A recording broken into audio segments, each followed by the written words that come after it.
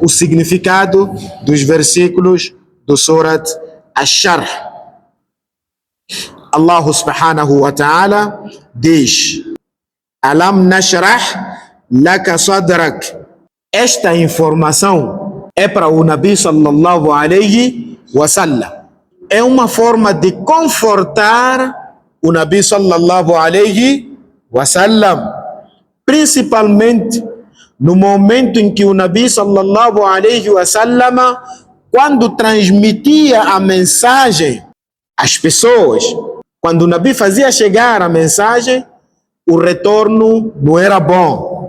Recebia insultos, recebia torturas, recebia ofensas, até ofensas corporais, ofensas físicas. O Nabi sallallahu alaihi wasallam, ofensas morais, ele recebia. Então, esta surat veio mesmo confortar ao Nabi sallallahu alaihi wasallam, para ele ficar focado no seu trabalho. Alam nashrah laka sadrak. Acaso nós não dilatamos o seu peito? Asharhu é dilatar, alastrar o peito do Nabi sallallahu alayhi wasallam. Como é que o Nabi foi dilatado o seu peito? É de duas formas: hissi wa ma'nawi, de forma física e de forma espiritual. De forma física, na verdade, o peito do Nabi sallallahu alaihi wasallam foi dilatado, foi alastrado. Nós sabemos, já aprendemos no Sira, o episódio que aconteceu com o Nabi sallallahu alaihi wasallam, quando ele estava a brincar com outras crianças, vieram dois anjos e abriram o peito do Nabi sallallahu alaihi wasallam, fizeram uma cirurgia e tiraram um pedaço do seu peito e deitaram. E disseram: Hada haddu shaitan mink.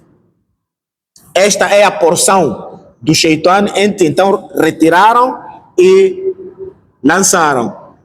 Que também os anjos traziam uma bacia com água do Zamzam. Outros dizem que foi a água do Jannat. Retiraram o coração do Nabi sallallahu alayhi wa sallam e lavaram com aquela água de Zamzam ou água do Jannat e devolveram. Depois cozeram. Algo que aconteceu mesmo.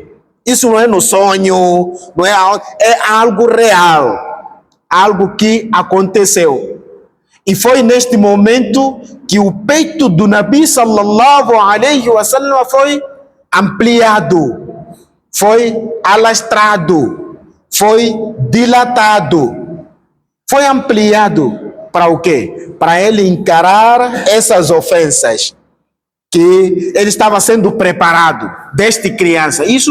Esse episódio, esse acontecimento teve lugar na infância do Nabi sallallahu alayhi wa sallam, ainda criança. Por isso, Aisha radiallahu anha diz: eu conseguia ver as marcas, os pontos, da agulha no peito do Nabi sallallahu alayhi wa sallam. Ela conseguia ver que ali sim foi rasgado mesmo, no peito do Nabi sallallahu alayhi wa sallam, para dizer que é algo mesmo que aconteceu. Alam nashrah laka sadrak. Nós ampliamos, dilatamos o seu peito, ó Muhammad. E também outra forma de ampliar o peito do Nabi, que se refere aqui, é aquela ampliação ma'nawi, algo não visível. As duas formas aconteceram: a forma física e a forma espiritual. A forma física já explicamos.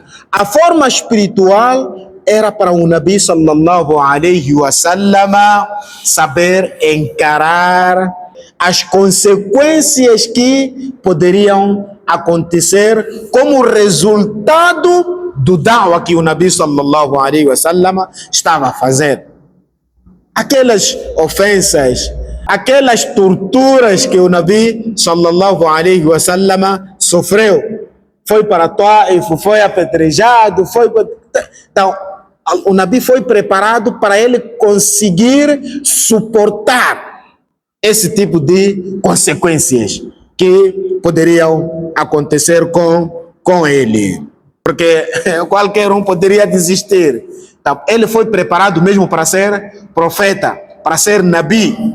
وَوَضَعْنَا عَنْكَ وِزْرَكَ وَوَضَعْنَا. Al-wad'u aqui significa nós removemos. وَوَضَعْنَا عَنْكَ وِزْرَكَ. Nós removemos o seu pecado, as suas falhas, os seus erros. Nós já explicamos aqui que desde criança o Nabi Sallallahu estava sendo preparado para ser quê? Nabi. Quer dizer, um Nabi que mente, iam acreditar nele? Não. Um Nabi que comete adultério, iam acreditar nele? Não. Um Nabi que bebe, iam acreditar nele? Não. Um Nabi que viola tudo aquilo que são normas de convivência social, iam acreditar nele. Por esta razão, o Nabi sallallahu alaihi wasallam disse: "Bu'ithtu liutammima makarimal akhlaq." Se ele for o primeiro a violar esses akhlaqs, quem ia acreditar nele? Ninguém. Ninguém ia acreditar nele. "Bu'ithtu liutammima makarimal akhlaq." Eu fui enviado para completar os bons modos. Então, Allah diz: nós removemos de si وَوَضَعْنَا عَنْكَ وِزْرَكَ. Os seus pecados todos nós retiramos, nós removemos. وَوَضَعْنَا عَنْكَ وِزْرَكَ. Al-wizru é pecado, al-ithmu, erros, falhas. Agora, aqui alguém pode perguntar: será que os profetas não cometiam pecado? Como seres humanos, eles como Bani Adam, será que os profetas não cometiam pecados? E o Nabi sallallahu alaihi wasallam diz: "Kullu Bani Adam khata wa khairul khata'in at-tawwabun." Todo ser humano é errante, falha, comete erros. Kullu Bani Adam khata. Os álimos dizem que até pode cometer pecados um Nabi, mas não são aqueles que vêm pôr em causa a sua profecia, como shirk, zina, shurbul khamr, ou tudo aquilo que vai contra os princípios da convivência, os princípios da ética, os princípios da moral. Os princípios da moral. Por isso, Allah subhanahu wa ta'ala, para carimbar isso, Allah subhanahu wa ta'ala diz no sagrado Al-Quran: "Inna fatahna laka fathan mubina liyaghfira laka Allahu ma taqaddama min dhanbik wa ma ta'akhkhara." O Nabi sallallahu alaihi wasallam já foi perdoado os pecados anteriores e posteriores. Nós sabemos que nem anterior o Nabi sallallahu alaihi wasallam, Allah havia lhe afastado dos pecados, nem posterior, Allah subhanahu wa ta'ala também havia lhe afastado dos pecados. Isso é para dizer que pode ocorrer um rato num profeta. Pode ocorrer, acontece. Como é o caso de alguns profetas, como Yunus, exatamente, da Nun, saiu para uma delas sem a permissão de Allah, e Allah não gostou daquilo que ele fez, e veio a resposta por parte de Allah subhanahu wa ta'ala. E mais. Alladhi anqadha dhahrak. Esse mesmo pecado que foi removido é aquele pecado que Vergar é pesar. Aquele pecado que trazia um peso nas suas costas. Porque pecado é algo que você carrega. E alguma coisa que você carrega, reflete-se aonde? O peso da coisa que você carrega. Nas costas. O peso de uma coisa que você carrega, reflete-se aonde? Nas costas. Por isso, o pecado é um peso. Pecado é um peso. Esse pecado, para você ver que na verdade é um peso, deve ter imã no coração. Todo aquele que tem imã no coração consegue ver que na verdade o pecado é um peso.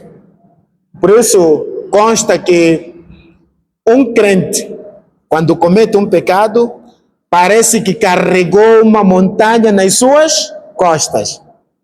Mas um descrente, um munáfico, quando comete um pecado, parece algo normal para ele. Parece uma mosca que passou aqui, ele só fez isto. Normaliza tudo. Um descrente, um munáfico, ele normaliza o pecado, normaliza o erro. Mas um crente, um erro para ele é um grande fardo, é algo pesado. Aqui, aquele mesmo pecado, anqada, que pesava dhahrak, nas suas costas. Wa rafa'na laka dhikrak, e nós elevamos o seu nome, elevamos a sua menção. E na verdade, o Nabi sallallahu alaihi wa sallam, o seu nome, Allah subhanahu wa ta'ala elevou. Wa rafa'na laka dhikrak. O nome do Nabi sallallahu alaihi wa sallam, ele é mencionado num dos melhores lugares, numa das melhores práticas, numa das melhores ações. Está lá o nome de Muhammad sallallahu alaihi wa sallam sendo mencionado. Acabamos de ouvir o adhan agora. Ashhadu anna Muhammadan Rasulullah, em voz alta. No salat, a pessoa faz at-tahiyyatu lillah, no fim diz ashhadu an la ilaha illallah wa ashhadu anna Muhammadan abduhu wa rasuluhu. No tashahhud, no adhan, no iqama. De forma indireta, você eleva o nome do Nabi sallallahu alaihi wasallam, menciona o nome do Nabi sallallahu alaihi wasallam, porque qualquer ibada que você pratica, se você pratica essa ibada sem seguir o Nabi, essa ibada terá aceitação? Não terá aceitação. Wa rafa'na laka dhikrak, porque uma das condições para a aceitação do ibada é al-mutaba'a. A primeira condição é al-ikhlas, a segunda é al-mutaba'a. Então não há como você fazer uma ibada deixando de fora o ensinamento do Nabi sallallahu alaihi wasallam. Allah elevou o Nabi sallallahu alaihi wasallam. Não há como você dissociar-se, não há como você afastar-se, sendo um muçulmano, sendo um crente, não há como você dissociar-se do Nabi sallallahu alaihi wasallam, porque qualquer ibada, qualquer ação, você é obrigado a seguir na sua prática ao Nabi sallallahu alaihi wasallam, para esta mesma ação ter aceitação perante Allahu subhanahu wa ta'ala. Wa rafa'na laka dhikrak, nós elevamos o seu nome, a sua menção. Fa inna ma'al usri yusra, inna ma'al usri yusra. Fa inna ma'al usri yusra quer dizer, com cada dificuldade há facilidade. Com cada dificuldade há o quê? Há facilidade. Por isso eu estava a dizer no início que este surat veio mesmo para confortar o Nabi sallallahu alaihi wasallam.